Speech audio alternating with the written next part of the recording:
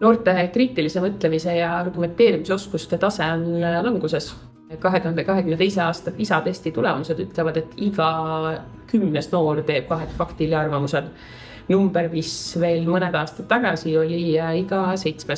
Samal ajal on argumenteerimise ja kriitilise mõtlemise oskused hädavajalikud, et noor või ükskõik kes saaks tänapäeva infokülluses hakkama. Noor, kellel on väga head eneseväljenduse, argumenteerimise ja kriitilise mõtlemise oskused, oskab nii ennast väljendada, aga oskab ka teiste sõnavõttudes, kirjutistes, mõtetes leida head argumenteeritud seisukohad ja seeläbi teha häid ja tarku otsuseid.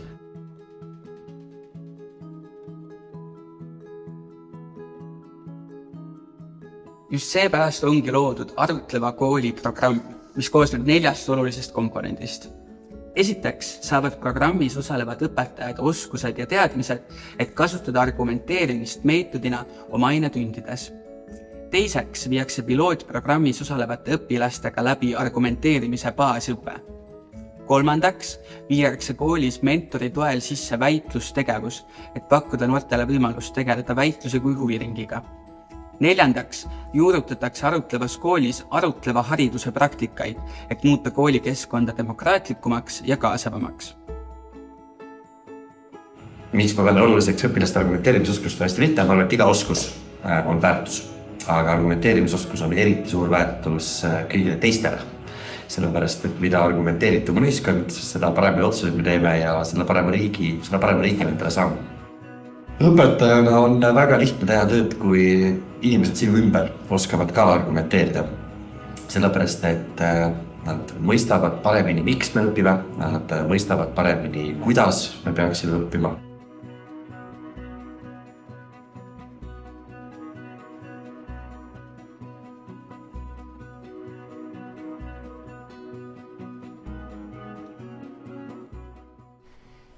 Kallis koolirahvas, meie lapsed peavad oskama suhelda, vaielda, nõustuda, jääda eriarvamusele ja teha seda, nagu ütleb president Alar Karis, viisakalt. Ma arvan, et arutleva kooliprogramm koos väitlusseltsiga võib aidata meie lastel saada paremaks ühiskonna liikmeks. Sellepärast, et oma igapäevases maailmas ega me ei saagi ju lastele seda ette heita, et nad tegelikult ei oska mõista üksteise öeldut. Nad on harjunud rohkem suhtlema telefonidega, arvutitega ja ka neil, kas teate, olen märganud, on juba eelarvamused. Aga kui sul on eelarvamus, siis sa eeldad ja siis sa tegelikult ei saagi teada, mida see teine inimene mõtleb või veel enam, mida ta tunneb. Ja niimoodi me käimegi justkui paralleelselt, aga mitte koos. Tegelikult on muidugi koos tehes palju lihtsam paremat tulevikku ehitada. Ja arutlev kool võiks anda aluse meie tänastele noortele, kuidas seda edaspidi, mis seal salata, meist endist paremini teha.